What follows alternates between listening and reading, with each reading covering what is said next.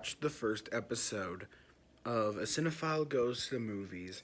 And you know what I thought? I kind of thought that I wasn't a cinephile. I did not think of myself as a cinephile. I wasn't talking like a cinephile.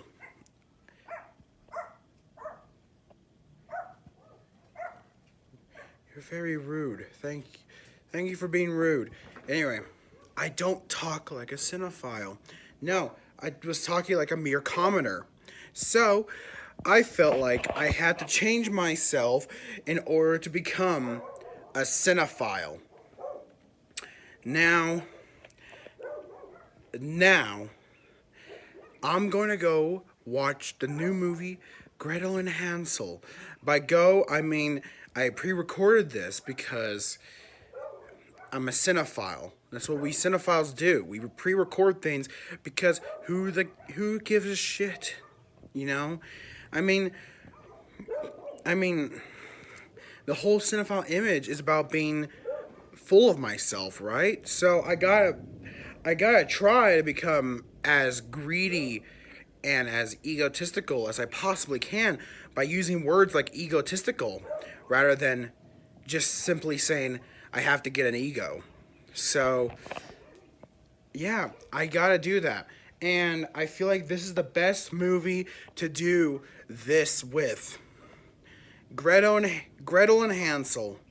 You know, I respect grim fairy tales.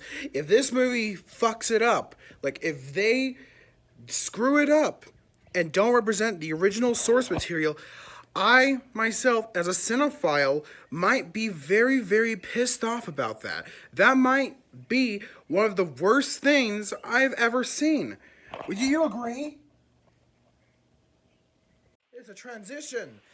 So, this better be the best movie, like the best representation of Hansel and Gretel that I've ever seen.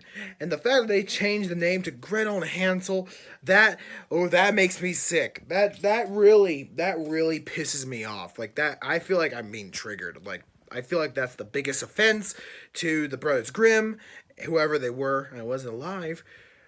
I feel like that is the biggest offense. So how dare you, Oz Perkins, Anthony Perkins' son? How dare you? So, without further ado, I might as well watch this movie and get it out of the way. So, I got, transition to a car. Because I'm a cinephile. I need to have something artistic in this video. So, we try to transition.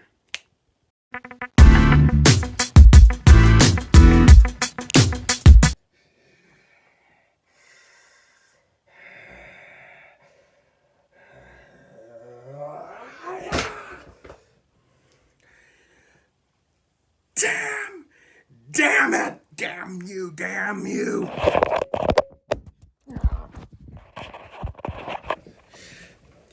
You, Oz Perkins. Damn it! Junji Ito, help me. That makes me feel... No! How dare you? How fucking dare you? Hansel and Gretel is the best fairy tale of them all. And you ruined it. You ruined it. I just can't believe you. I just can't believe that you would do something so low as to ruin Hansel and Gretel. The best damn Grimm's fairy tale of them all, and you ruined it by making it edgy and horror rather than telling it as a sweet, innocent tale it actually is. How dare you? What do you think the nostalgia critic would think of this? Would he be proud of you? Probably not. Do you think Roger Ebert would be proud of you? Mm-mm-mm. No, no, no. He'll give your movie a big thumbs down. How dare you? I just can't. I can't believe you. I don't think I can express how pissed off I am at this atrocity of a movie that's in theaters. It's brainwashing children. Children are going to be in danger because of this movie. This movie is a propaganda piece. So just how dare you? Why would you do this to Hansel and Gretel, the best, most beautiful story of all time? And you ruined it with this piece of shit movie. Just how could you? How could you? How could Oh, this makes me want to kill somebody. It truly does.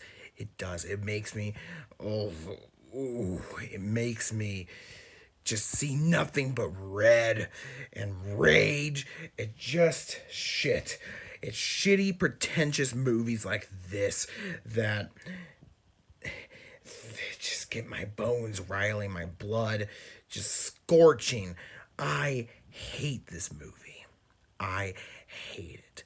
If you like this movie, you're a dumbass. There is no reason anyone should like this movie or even see it or pay a ticket to see it. This movie is shit. It ruins what makes Hansel and Gretel a great fairy tale and a classic story. How could you ruin it with this feminized movie of female empowerment? No, we can't have that. We can't have that because the original story is about the brother. It's not about Gretel. It's about Hansel. Hansel is the protagonist of the original story, not Gretel.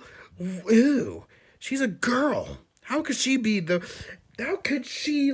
possibly lead a story? I'm just disappointed. I feel like I'm angry. I'm disappointed. I'm a little sad. I feel like my depression is ranking higher than it already was. This movie ruined me. It ruined my year. I can just tell 2020 is going to be the worst year of all time. No other year, nothing else can beat this. Oz Perkins. I mean, you're Anthony Perkins' son, for crying out loud. I thought you would have known better.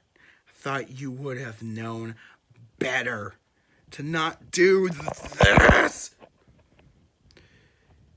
How dare you? Fuck this movie. Fuck Gretel and Hansel. You know what? If you like it, fuck you. You don't deserve to like any movies. You don't know what cinema is. How dare you say you can like a movie like this? Alright, but in all seriousness, I actually really did enjoy this movie. Like, I honestly enjoyed the hell out of this movie. This movie was actually really good. I like the liberties it took. I just like that this is a very ambitious studio horror movie out there like this. It reminds me of movies like Mother or Hereditary, where it's just an studio art house movie that's everywhere in over 200 theaters. I just like it. I really dug the hell out of this movie. Oz Perkins is proving to be one really talented filmmaker. I just think he says he wants to make more.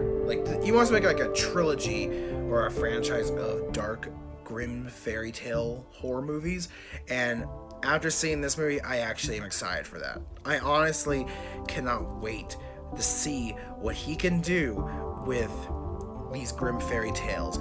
I like seeing the whole darker side of these classic fairy tales, and I really just enjoyed this movie. It's just a fun movie. It's a great movie. Well, it's not great. I had problems, of course. mean, I could say that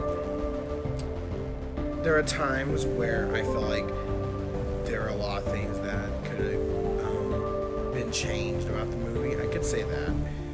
There's a lot of times where the feminine message of the movie felt like it was being force fed down my throat.